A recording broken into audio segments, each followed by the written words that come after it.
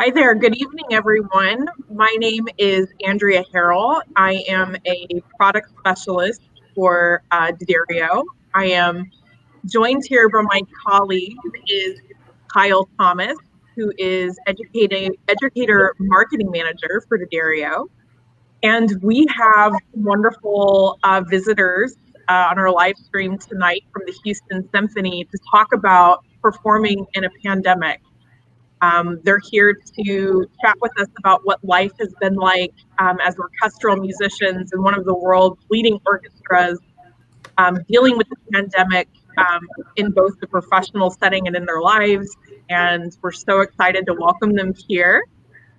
We have Munchin Shea with us tonight, and we also have some D'Addario artists, Mark Nuccio, Matthew Strauss, and Brian Delsignore. I think it might be a good first step for us to just go around the room and maybe have you introduce yourselves, tell us about what you do in the symphony, and maybe what you do outside of the symphony as well. Mark, you go ahead and start. Well, hello, everybody. Mark Nuccio is my name. I'm principal clarinet with the Houston Symphony, and I teach both at the University of Houston and at Northwestern University. And outside of the orchestra, I like to play golf and ride a road bike a lot in 2020. And I guess I rode 8,256 miles last year, and I only drove my car 1,800 miles. I realized, so there's a pretty good COVID thing right there. That's great. How about you, Muchen? Hi, everyone. My name is Muchen. I'm the principal of second violin of the Houston Symphony. I don't teach anywhere full time other than playing the symphony. Outside of playing, I like to cook a lot and bake. So sometimes at backstage, now that we can't bring food backstage, I'll make sure I put it in a Ziploc bag and hand it to people backstage for my colleagues. So cookies and everything, and I like to run as well. Awesome. Matt? Hey, everybody. I'm Matthew Strauss. I'm the Associate Principal Timpanist / Section Percussionist of the Houston Symphony, and I'm also the percussion professor at Rice University. And I'm originally from Long Island, New York, which is important because that's where D'Addario is. In Farmingdale, I grew up literally, I could jog to where D'Addario is from where my house, where my parents still live, is. So I have a strong connection with Long Island with a strong G. I do like to run as well, like Muchen. And I also love to play golf like Mark does, except I haven't played for 6 years. Because you have kids. Because I have kids. I have a 3-year-old and a 7-year-old, and I love it. It's awesome. It's the best, especially during COVID. Right. And Brian? Hi, everyone. My name is Brian Delsignore. I'm a principal percussionist of Houston Symphony. I've been with the orchestra for 35 years, and so it's been a while. Time does fly, but it's a very interesting job, and I'm interested in sharing what we're doing during this pandemic time on how we're keeping going and what we're doing to make it happen.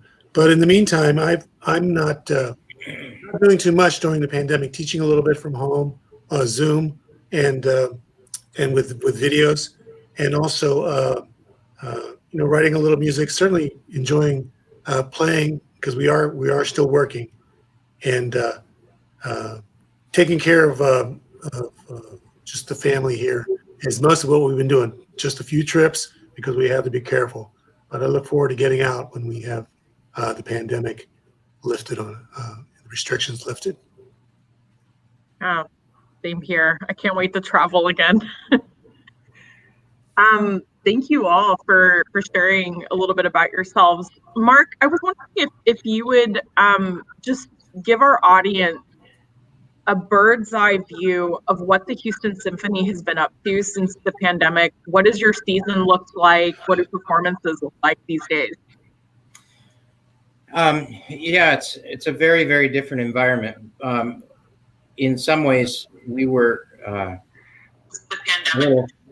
a little frustrated with our stage because it was quite big and our hall is quite large. That seats, when the roof is up, over 3,000 people. And it's ended up being a good thing in the pandemic because where we have to have the social distancing on stage, we can actually have, I think, up to 40 people on stage, which is a fair amount. I mean, you can play chamber orchestra kind of pieces. So, when they finally figured all this out, the Houston Symphony actually was the first orchestra in the United States to start broadcasting live concerts, and from July 4th on, and then with audiences starting in, I think it was September, maybe late August, we had a show with 50 people or something. And I think, if I'm not mistaken, we do 450 a night now. Wow. So they're all distanced. We're distanced on stage. Everybody's masked except the woodwinds and brass. And when we're not playing, we're supposed to put our masks on. So if we're rehearsing, we're scolded if we say a word without the mask on. So we're really trying to keep each other healthy more than anything. And of course, everybody's a little bit more used to it now. At first, that was, rather just, not very effective. But nobody got sick, and so far, I think there's no musician and no administrator that's been sick in the hall since. Wow. The concerts are very different.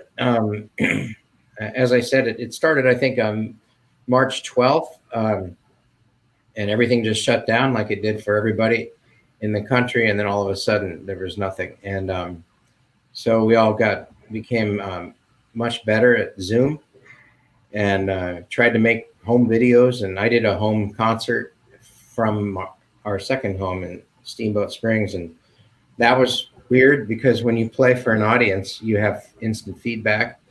And I prepared an hour-long recital, and I had absolutely no feedback. I couldn't tell if anybody liked it. I just kind of went on to the next piece. So I'm like, okay, that was fun. Yeah. So I think when we move from that to the season itself, and we're playing surprisingly normal concerts, although we're not playing the big works, the Mahlers and the Bruckners and the things that really provide lots of sound to the audience. We are providing really great repertoire that has substance, and sometimes it's chamber music that we never get to play because it's not utilizing enough of the musicians. So sure. Opened the season with Schubert Octet, which was, for me, I think Muchen played it also, and there's 8 people on stage, and it's an hour-long, very serious, hard, difficult piece to play. And so from week to week, we have some guest artists. Of course, we're limited to mostly United States conductors and soloists. So it's, the Europeans can't travel here. And so there is talent, obviously, in the United States. It's just limiting that, we're usually a very international organization. So, but we're very proud to be involved in an organization that is making us essential. And we think we're keeping some normalcy for a safe audience. There, of course, they have entry and exit times. When they come into the hall, they're ushered out individually. You can't leave until you're invited to leave. And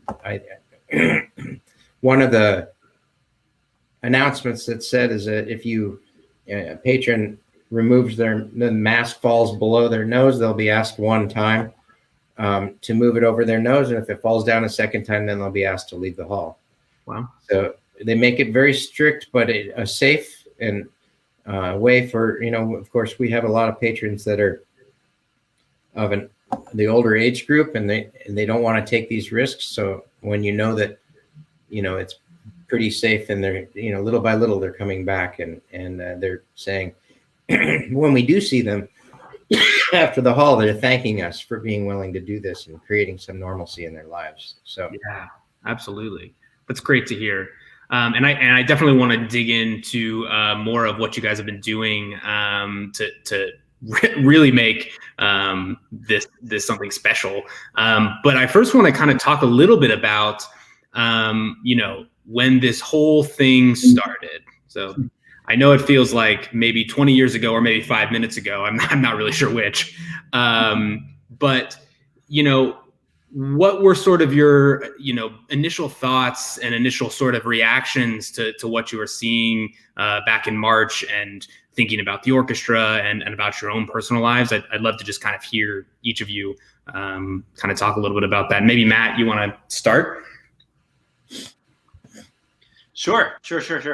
So I remember in late February, of course, by that time you're seeing in the news this COVID thing, and we've all been through the swine flu and all these different illnesses that were very serious, but we have phenomenal scientists and medical people and that were able to mitigate the situation so it didn't become a massive pandemic.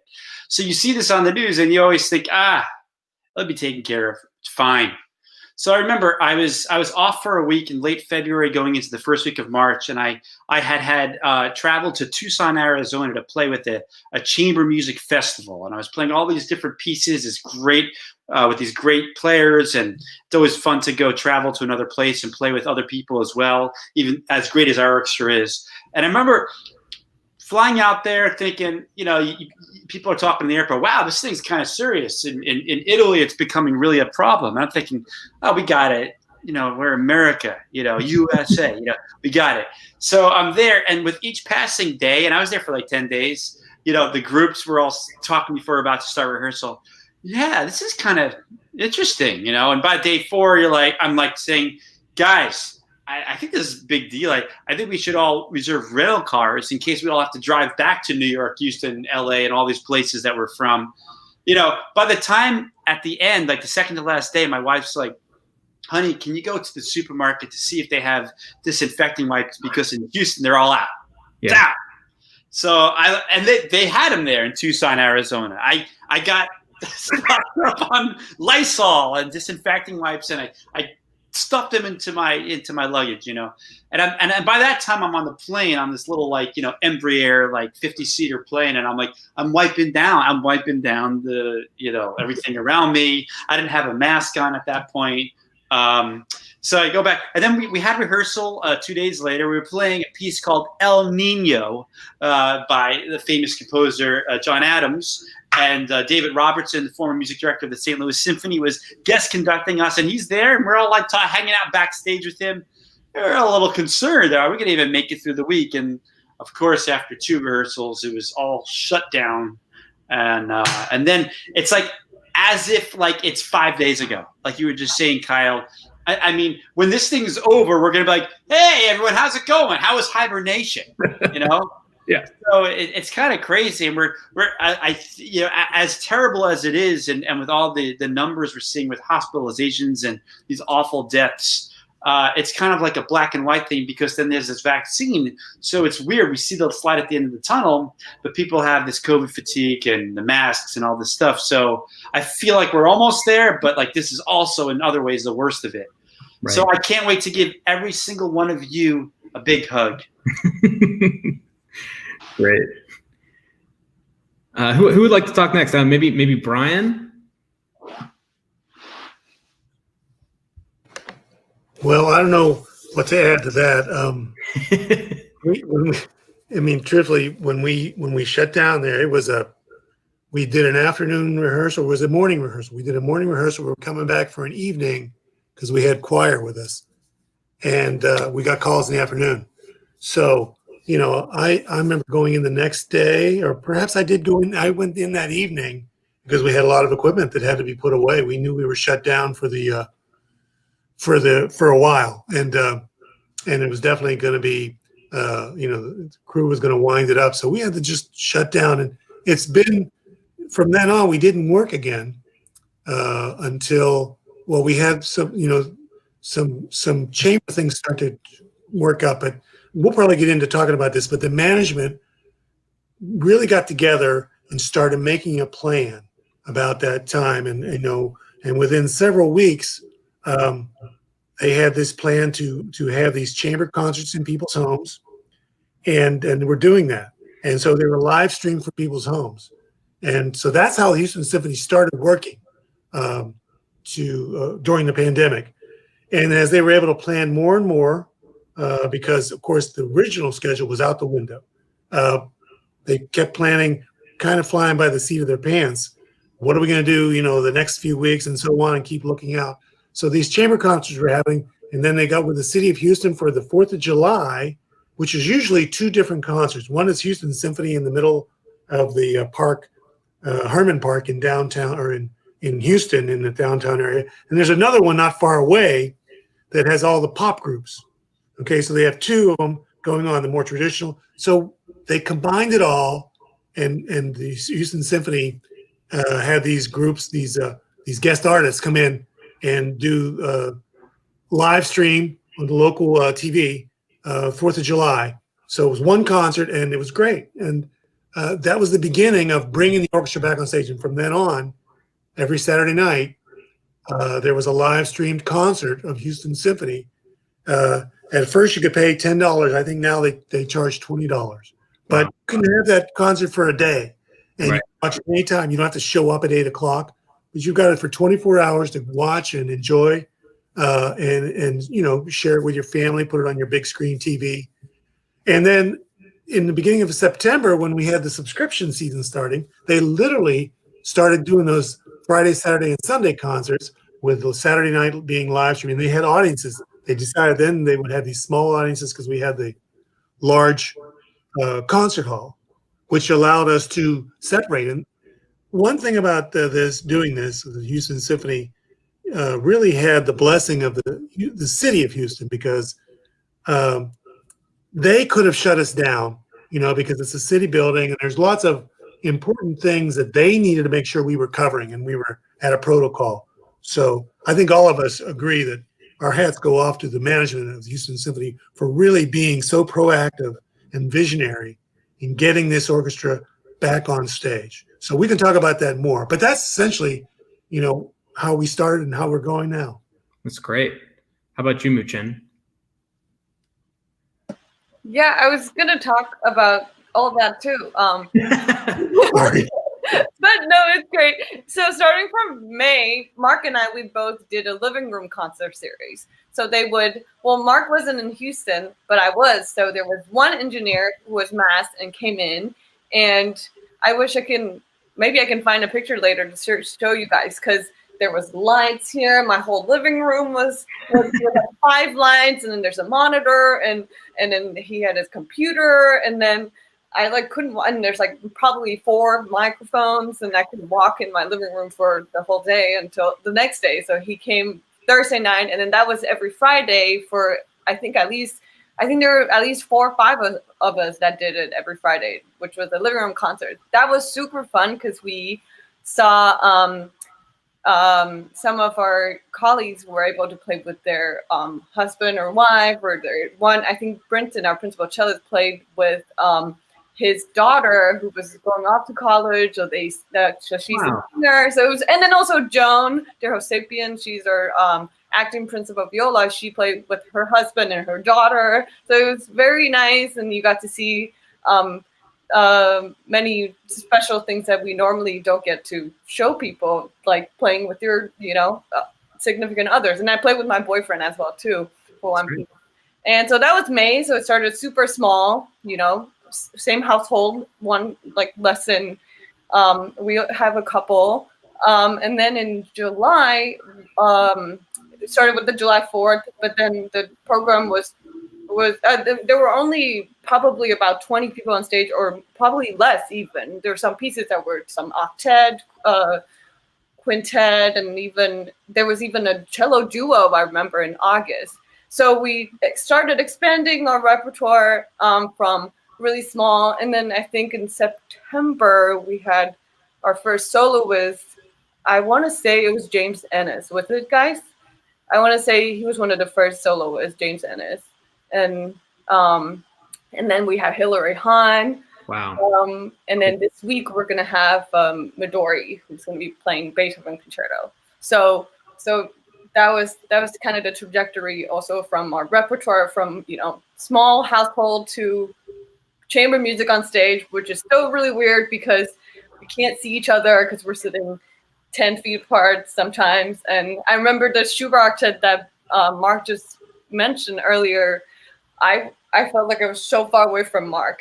I could never, I feel like I have to know my music so much, even better than I would normally, because sometimes I look up and then I'm like, oh, where's my music? I have to come back and I couldn't find my music. So I have to know, kind of memorize a couple measures sometimes when I need to look up because we're super far away from everybody. Yeah. So that's one of the challenges. But yeah, that's about it.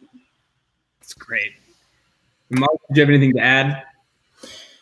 Yeah, I mean, if I stay on that particular topic that she's saying, being a wind player, we're usually sitting in the back of the orchestra, but not with an extended shell that has us, 50 feet away from the conductor or more. But and now I felt a little bit what it must be like to be a percussionist, because we were so far away, and I was, one of the things that they allowed us to do was to listen to the rehearsal, the dress rehearsal, so we could gauge what we needed to do to change. And everybody took it upon themselves. It was available to anybody, and the orchestra is so committed that many of the people would listen to it. And you realize, oh, wow, I have to play actually before I hear James Ennis play his note to be in time. So I felt like I was playing ahead of him, but it still sounded behind almost. I had to play that far ahead of the beat because I was so far back in the shell. So, I mean, there are a lot of challenges that exist with this, and it's not a perfect system. When you hear the orchestra, it's not meant to be this spread out. And we're thrilled that we're playing.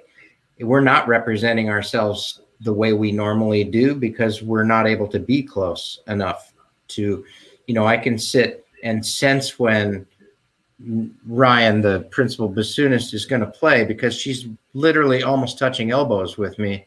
But now she's 6 feet away and out of my vision. And any of those kind of things are bigger challenges that, yeah, we're playing, but it's going to make us a lot better. Like Muchen said, I think all of us have to do more score study. And I think most of us have done that. We realize that we have to know when somebody else is going to play, because we have to feed off of what they just played. Or if a percussion hits, has a timpani upbeat, we have to play on the downbeat. And if we listen for that, we have a better chance than trying to get the information from the conductor, because by then it's too late. So I would say that I had my March experience was a little different. My father-in-law passed away. Oh, no. March 4th. And I was at a funeral for the first rehearsal of the Adams. And but at the funeral, one of my wife's cousins was en route, and he got really sick, and he decided he probably shouldn't go. Found out he had COVID. And I could have been that first person to pass it in the orchestra, because I went to one rehearsal upon my return from the funeral, and then everything was shut down. Wow. So it's like, you don't even know. I mean, that was before they really understood the value of masks and all that kind of stuff. And so anyway, enough of that. Everybody's probably so sick of hearing about that kind of stuff. I wanted to add something to that. So earlier on, when Mun-Chen was talking about, there was smaller ensembles, it was neat for the percussionists, because there was one particular concert in August where the management had asked us to put together a brass and percussion concert. Like the first of it was just percussion, and we have a timpanist plus 3 percussionists, so it's 4 of us. So we did percussion quartet stuff. We did a John Cage piece called Third Construction. We did an arrangement I had done of the Pizzicato movement of the Debussy String Quartet Opus 10. And then we did this other newer piece that was written in the last 15 years.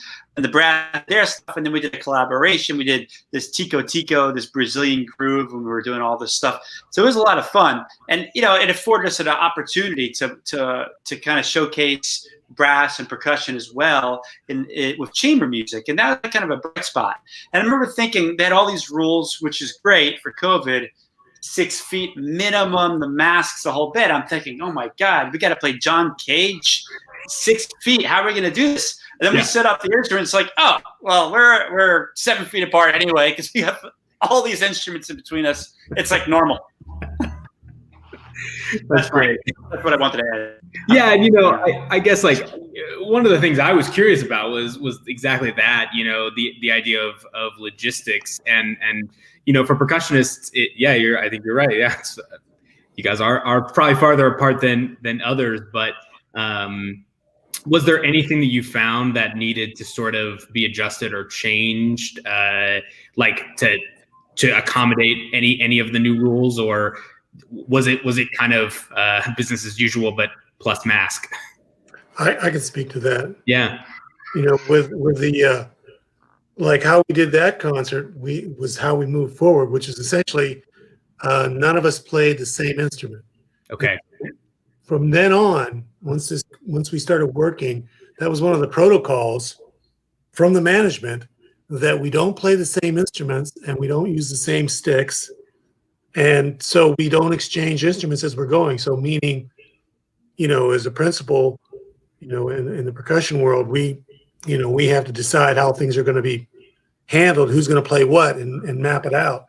So I had to start adding in the idea that this instrument's this person, that instrument's that person, and basically knowing that this person's going to have their station. They have to play all of these particular instruments with this other person, and that's how we have to do it now. And young people may find that when they get back to work, if hopefully they can during this pandemic still, that they can do this kind of thing the same way we're doing it, with that in mind, because that's how you can convince people, look, we're not just walking into each other's space, because we weren't. We set up in our own space. We got our equipment out, and I mean, the stage crew, they'd wear gloves if you wanted them to bring your gear out. But we would sometimes have a couple of people having like 2 glockenspiels, because sometimes we'll find that these modern pieces, we just can't have one person play all of one instrument, and so we're always trying to not have too much out on stage, and that's a criteria that also comes into play with the social distancing spacing, because they say, hey, we only have so much space on the stage, we're trying to maximize the amount of musicians. So the more percussion gear out there, the less space for musicians, because you're needing 6 feet apart and so on. So it really is a planning thing that the management does every week. In fact, when we go to work, they all send us a stage plot. It really comes in important for us, because we look at it and say, okay, where's our space, and what instruments are going each, who's going to be in what space, and so on. So the fact that you've got to deal with playing your own instruments as a percussionist is something we've, in the past, we're all sharing the bass drum, we're all sharing cymbals, and the big things we would always share. Not right now. Yeah. I have to ask Mark and Muchen, are you both required to wear PPE, like on your face, or Mark on your instrument at all, to particularly to reduce aerosols in the air? Is that something that you've had to do? I've heard of some schools and places doing it with instruments, but they did a study of the aerosol release from Rice University, and I mean, first of all, there's almost no release of aerosol from a clarinet. It comes out of the entire instrument. I mean, whatever the first hole that is open, that's where the sound comes out. So there are many places that it could come out, not just your face. And we don't, in theory, we're not leaking it all out of the mouth. Unless you're tired. We're focusing all the air in the instrument, and then there's really, so no, the short of that is we're not doing that, and the distance it would have fallen before it reaches, if it even was there, it wouldn't have infected a colleague if they were outside of 7 feet. So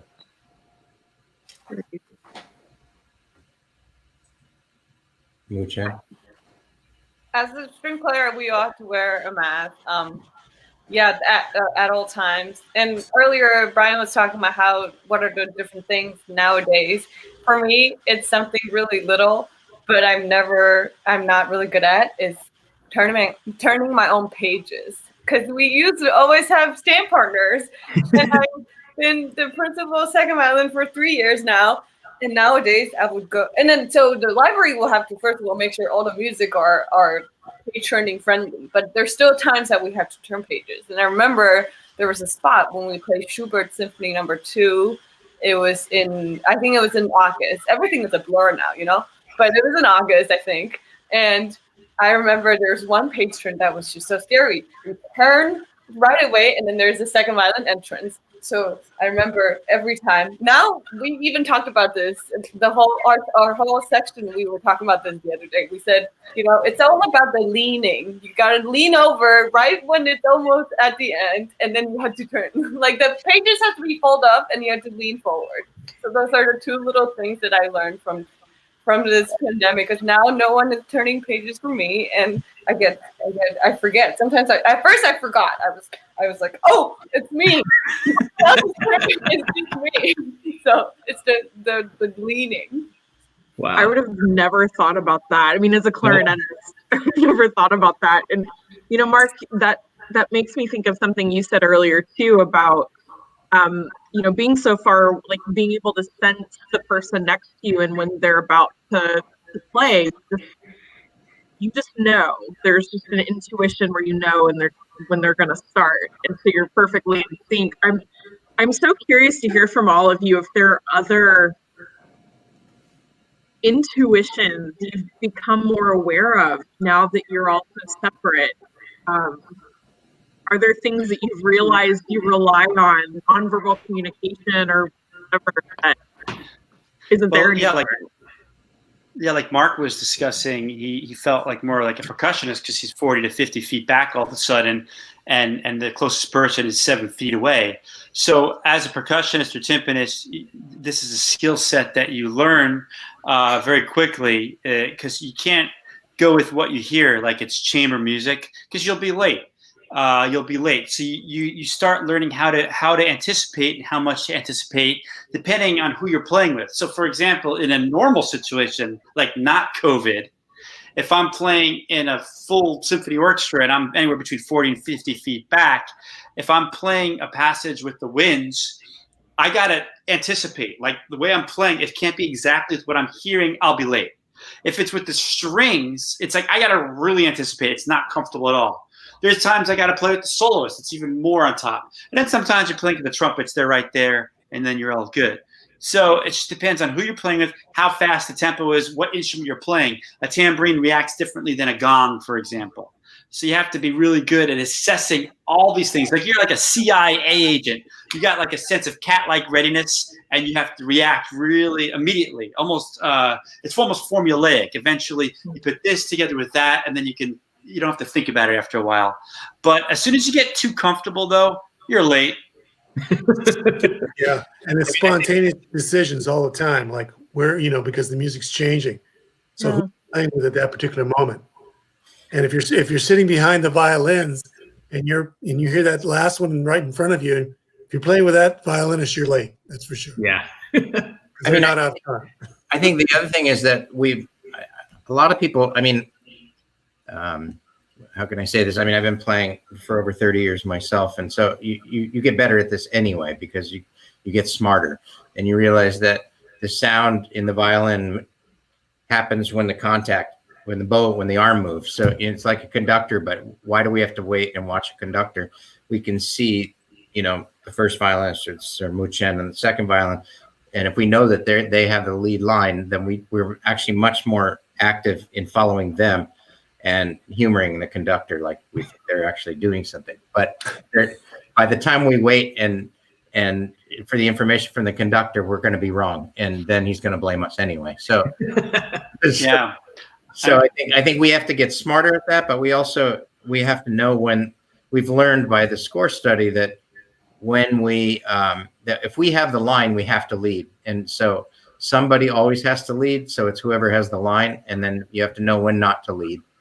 But a lot of times we do that with just the sound of breath. And now I think we've all started to move a little bit more, because we need each other as conductors to be able to keep it together. And so we've had a couple instances where we've had, like, I think it was Nick Ennis who was play conducting. So he actually wasn't conducting because he was playing. So we really had to do it ourselves.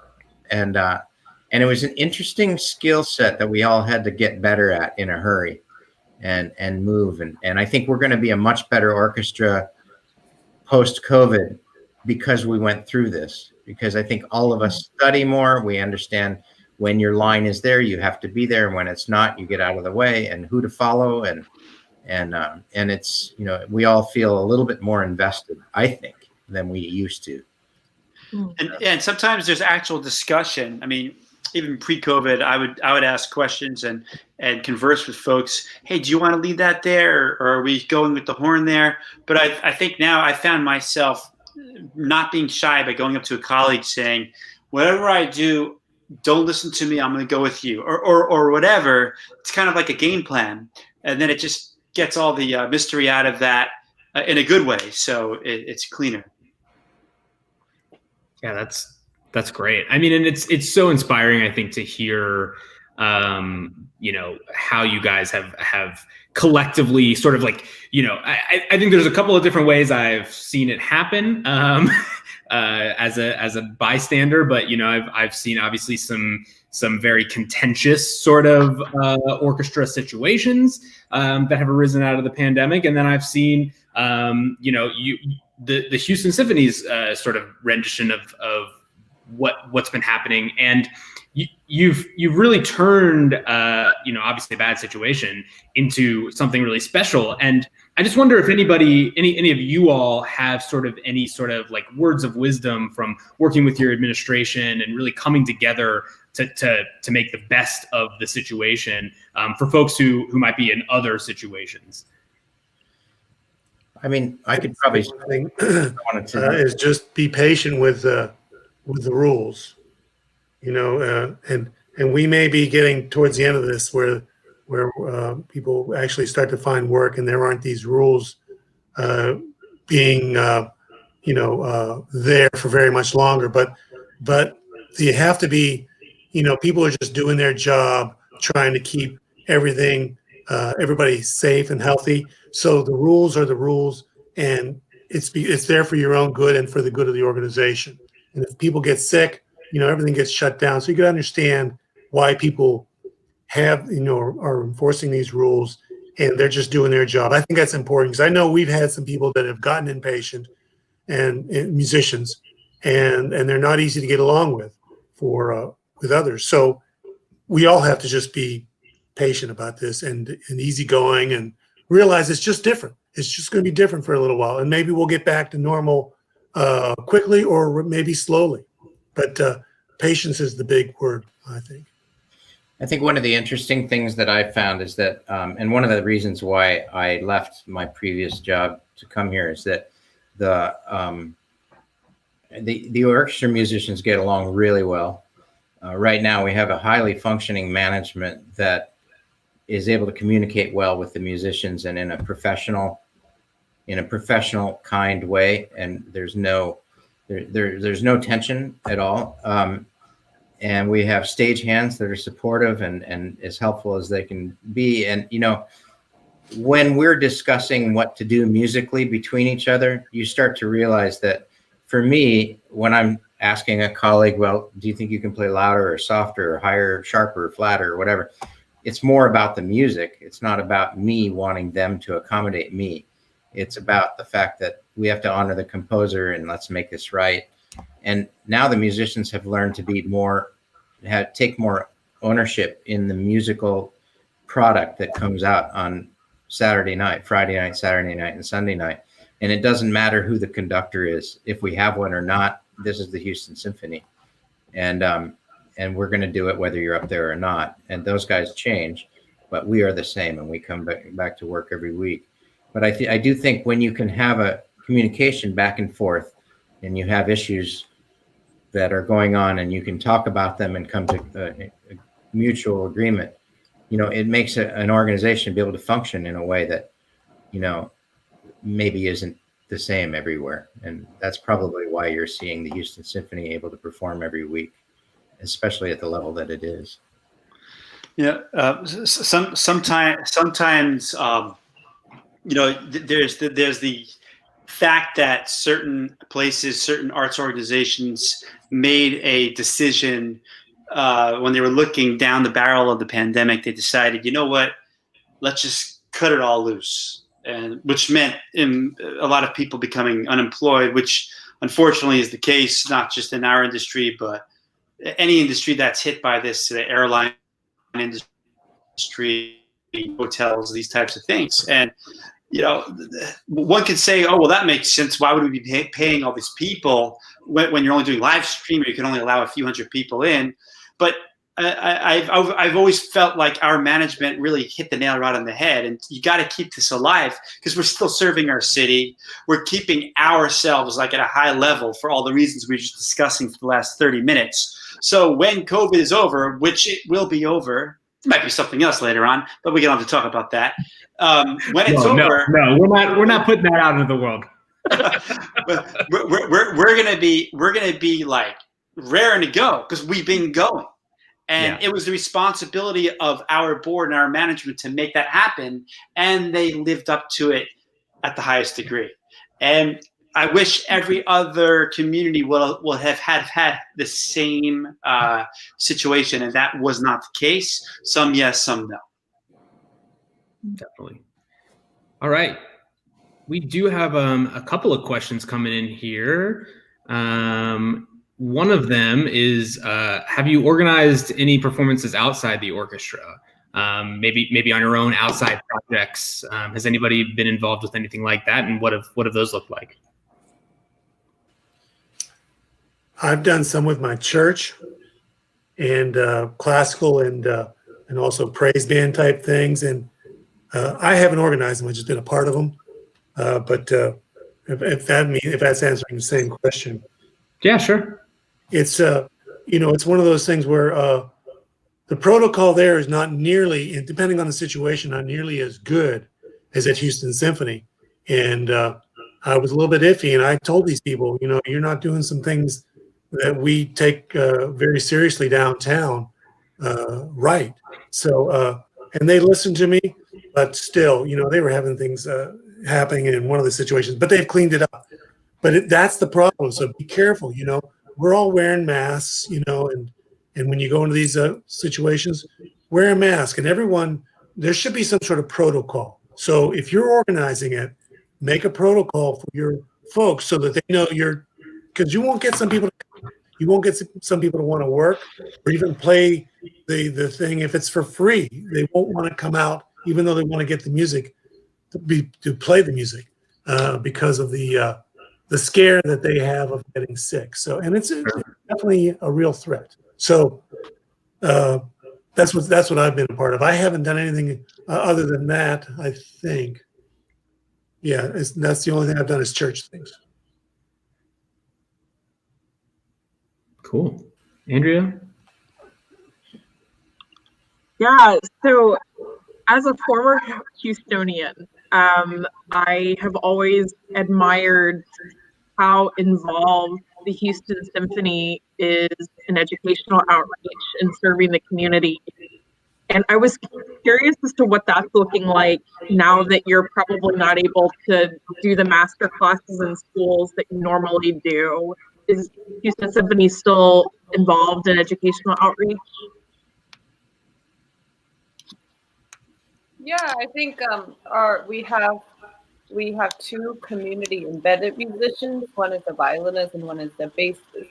But so they are constantly in contact and still doing a lot of classes and a lot of programs with the public schools here. And sadly, because of COVID, we couldn't do as much because I also have a quartet myself with some of my friends in the symphony. And we used to get to go a lot to go to high school to perform, or I'm sure all of you guys have done a lot of master classes. And I think what I did during this pandemic was that I recorded some etude for I think one of the all state auditions. So I recorded and I talked a little bit about what are the techniques that is involved and that they should pay attention to.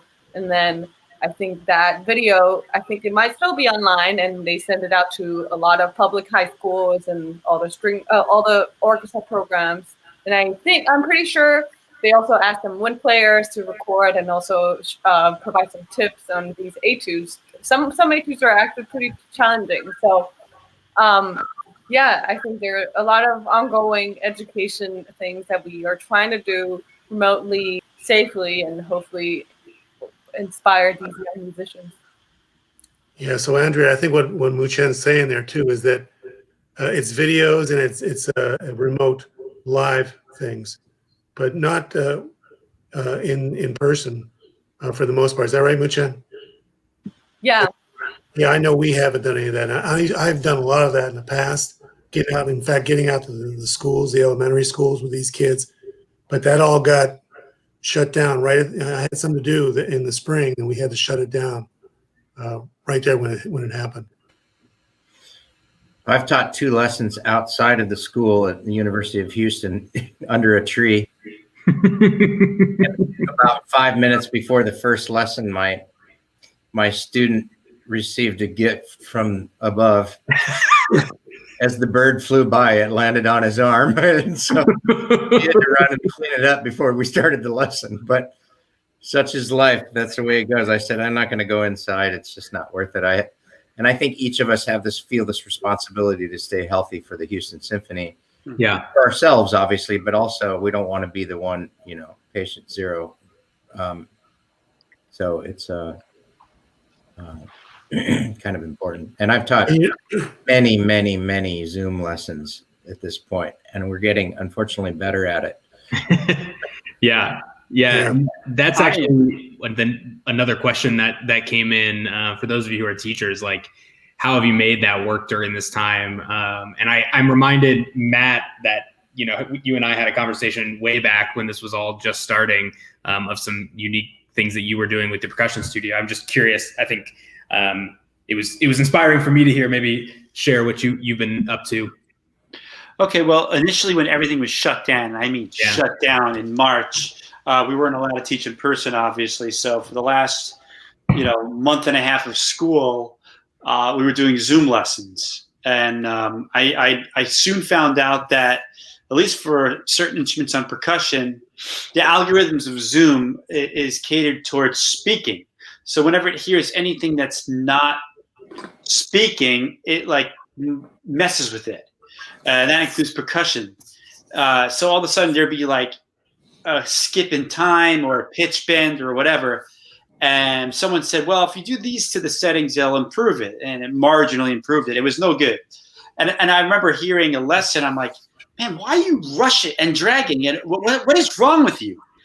And then like that person's roommate, who was also a percussionist, said, no, it's really good, Mr. Strauss. I said, all right.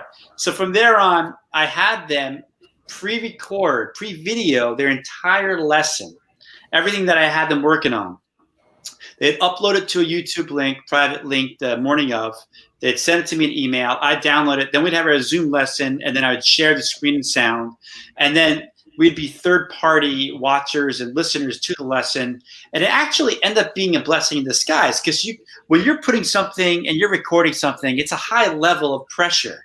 Like when you're doing an audition recording, for example. So they were doing that every single week, and I'm like scrutinizing it. So I'm like, no, look, you need to phrase to that note. And I'd be able to go back a few seconds and show them in real time. And it actually ended up being really cool. And with regards to my studio classes, I ended up having a bunch of guest artists from different orchestras and even, entrepreneurial people, and just the whole gamut of stuff that they would not have been exposed to. So it was definitely a great story of turning lemons into lemonade. And now starting this past fall, we've been all live. I've been meeting in person. I have a 10-person studio, so I've been teaching all my students. We've been very social distanced. We've been the masks, the whole thing, and the school as a whole has been incredible, like 0.1%, 0.2% positivity rates, very responsible. So we've been really good there and very successful too. Amazing. Yeah. Anybody else? I think what Matt was saying there about the videos for your percussionists out there, that's a really good way to go.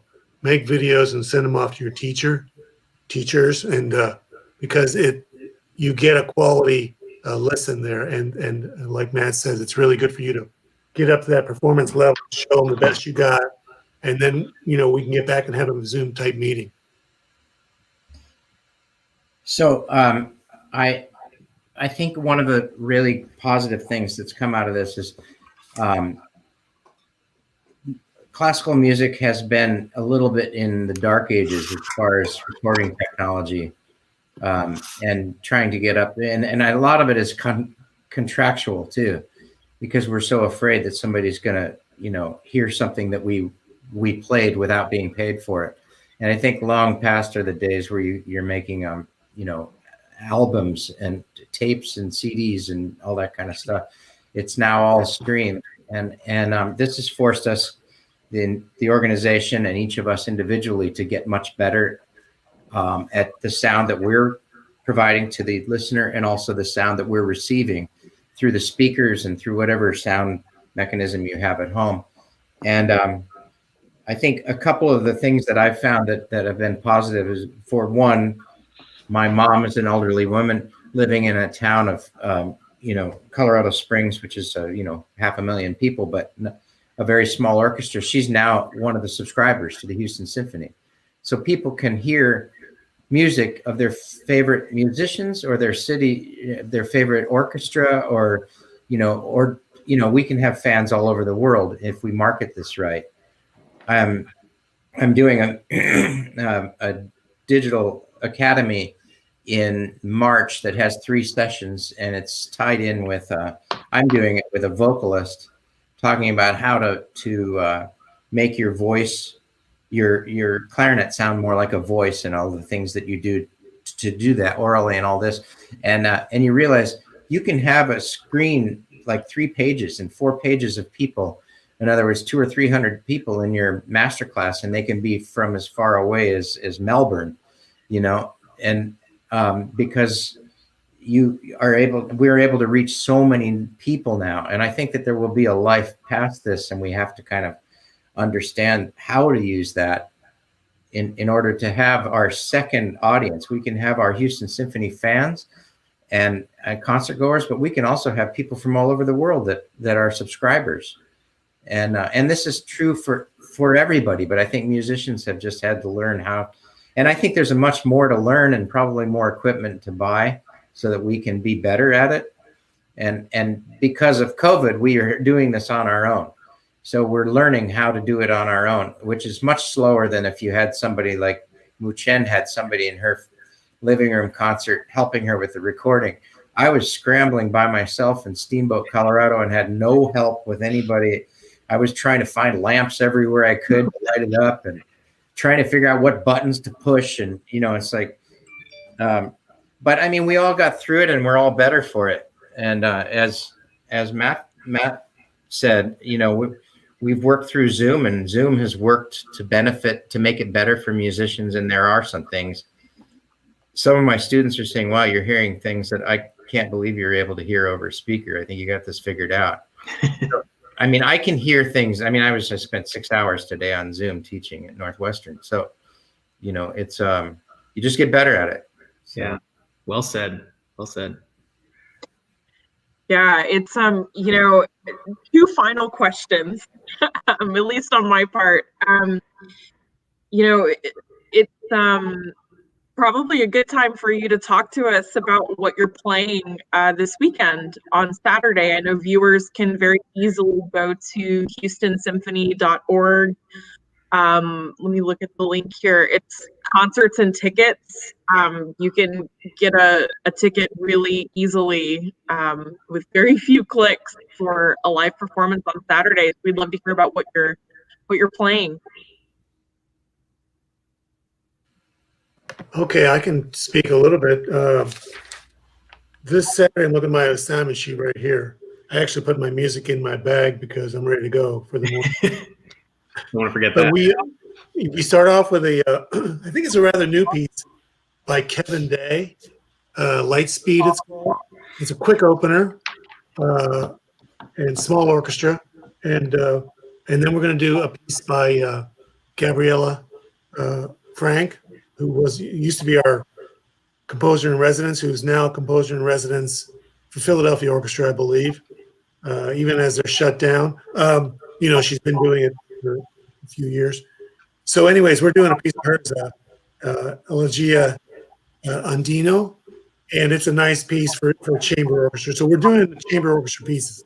And then after we do those two pieces without intermission, Midori's going to come out and do the Beethoven Violin Concerto. Wow, very cool. Yeah, that's what we're doing.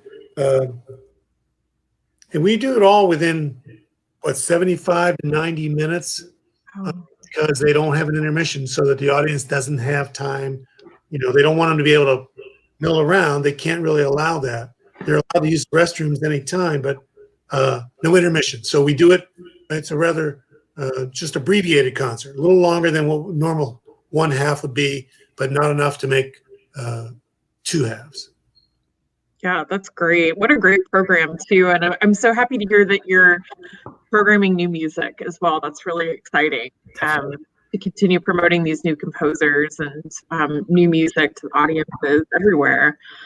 Well, I have to say that, personally, 2020 was a really difficult year for me, but 2021, I don't know what it was. I woke up on January the 1st and just felt really optimistic.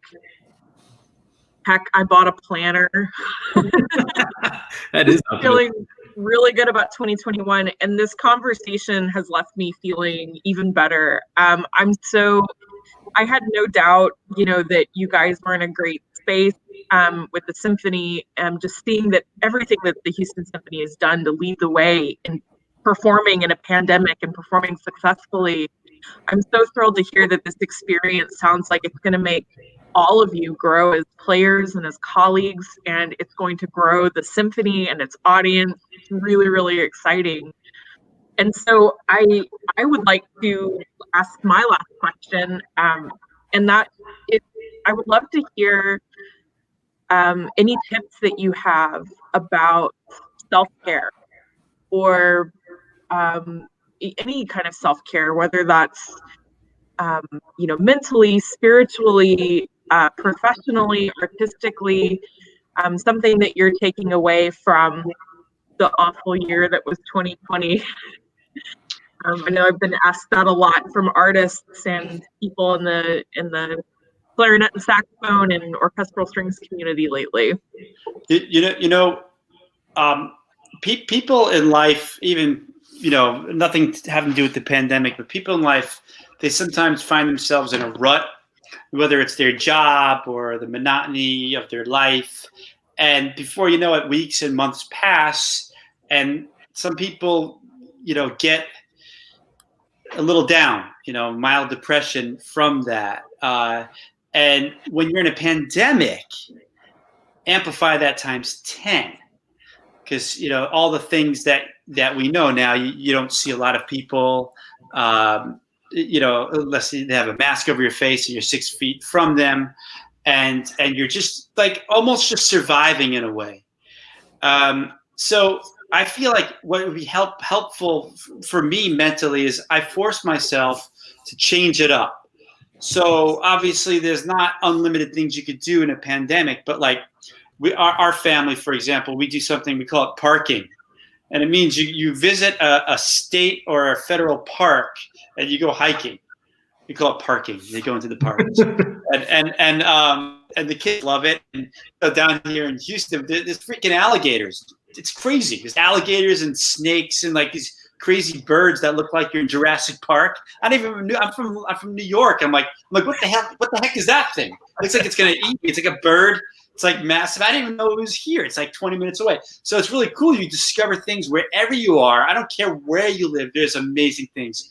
Go to Detroit. Go if you live in Detroit, you go to the architecture. Walk the streets of Detroit. There's amazing architecture. I mean, it's incredible. Wherever you live, there's things that you could discover that you might have taken for granted because you just walked by it. So just look at life with a fresh set of eyes and enjoy it, and just take a moment to appreciate that there's something you can change about how you perceive it or even what you're doing. And I think that's very helpful, not even having to do with being a musician or artist, just a person. That's what I have to offer. Yeah, great.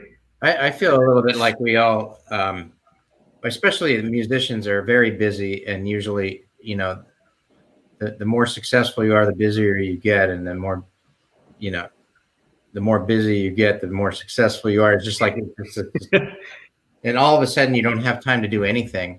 And in a way, it's forced us to have a reset. And I, you know, I looked around my house and my studio and I had piles of stuff I wanted to do, whether it's piles of stuff I wanted to put away, or things I just wanted to do, or things I needed to do. And instead of, you know, I thought this is an opportunity to actually get some things, to do things. Like I wrote a book 6 years ago called The Audition Method for the clarinet. And so I'm finally writing book 2, you know, and we have 3 more books with 3 different instruments, with 3 different orchestra members representing different instruments around the country. So we're writing a whole series of them, which is occupying lots of time. And then, you know, you have the teaching, and you have to figure out how to keep yourself busy practicing. And then you're like, wait a minute, I can learn a concerto I've never played. May never get to play it, but at least I have time to do something that I never thought I'd have time to do. And so I think we have to, and I mean, not to mention the fact that if I rode 8,200 miles, I actually rode on feeder roads, like on my bike in Texas, because it was like safer to be there than it was on the bike paths, because you had every little kid on the bike paths. And so we were riding on the roads because nobody was driving. And yeah, so, you know, I mean, I think as Matt said, I mean, there's so much out there. You just have to figure out, like, change it up, do something different, and take advantage of this reset, because it's all going to come back, and we're going to be like, oh, I wish I had time to fill in the blank. Yeah, and you know, we're among the lucky ones because we are working less than we were, but we're working. And there are so many musicians who aren't working, and it's really tragic. Because I know we were always hiring extra players, and these people don't have work right now. It's really sad, and I feel for them. And I think we all realize that it's been months and months. But you know, the thing about keeping yourself healthy, just find different. You know, of course, money is a problem for people, I know. But you know, to keep yourself eating right and exercising, I think exercise is really important for stress. I know Chen was saying she's a runner. I'm a runner too, and I've always learned that really helps a lot. Just getting out, playing sports, you know, outdoors where we can have the ability to, you know, to be maskless, so to speak, or at least most of the time. These kind of things can help, and also just keep educating yourself. Perhaps this is time, like Mark was saying, you know, to learn a concerto or to read more, learn more music, you know, and be creative. These things, it's not going to last forever, this problem. So I think that is what people need to keep in mind to really deal with any kind of depression they might encounter. Yeah, it's always so hard to talk after you guys because you guys speak so eloquently. So I'll just say something really just along the line. And it is such a hard time for everybody, a hard year. And one of the few things that I do is just to make time for the little things that bring me joy, such as, for everybody's different. And I remember kind of baking and then bringing it to some of my friends who might be quarantining along, and running every day for sure. And there were some things that I did that was really nerdy, but I found out one of my friend in the symphony, Matthew Roystein, associate principal flute, he was doing the same thing with his girlfriend. They were playing through symphonies with speakers, like like playing through the whole symphony with speaker. And I started doing that with my boyfriend too. I highly recommend. It's so fun, and you just because some of these repertoire we haven't been able to do, like Brahms Symphony even, and we did a couple Brahms and some Beethoven. Even though there's a Beethoven Symphony coming up, Beethoven 8, I think I was just looking at it. So that's in a couple of weeks. So go look that up. So these little things, and artistically, I also try to. I was thinking about there's so many solo violin things that are really challenging besides Bach, and so when the pandemic first started, I've always thought of learning more Isai solo sonatas, and then so I got around 2 more now, and I also picked up a couple more concerti that I never got to learn because I've always played the standard ones. So I learned the Stravinsky Violin Concerto just for fun. Just like what Mark said earlier, I'll never get to play it. I really hope I don't because it's really hard. But other than that, it's just the little things that brings you joy and makes you feel fulfilled. And I never heard of that. The parking, that sounds really fun. I went to a park in Arkansas, a national forest in Arkansas, and I went to the Big Bend National Park, which I think every single person lives in Texas really needs to go, or not even Texas. Big Bend is a totally gorgeous and unique side of the state that everybody needs to go. So amazing. Well, I am so thankful for all of you. It's really been an inspiring conversation. I definitely just want to thank you for your time tonight, and for your words of wisdom, Mark, Brian, Matt, and Muchen. Obviously, thank my colleagues Andrea and Natalie behind the scenes who have made this possible. We are all looking forward to the day when we can see everybody in person performing, perhaps not 7 feet apart, and see the Houston Symphony rocking again. Thanks so much for your time. Thanks for joining us, everybody. Please feel free to continue leaving comments, and we can make sure to keep answering those questions. And we'll see you all next time. Take care. Thank you, everyone. Bye, everybody. Thank you. Bye now. Bye-bye.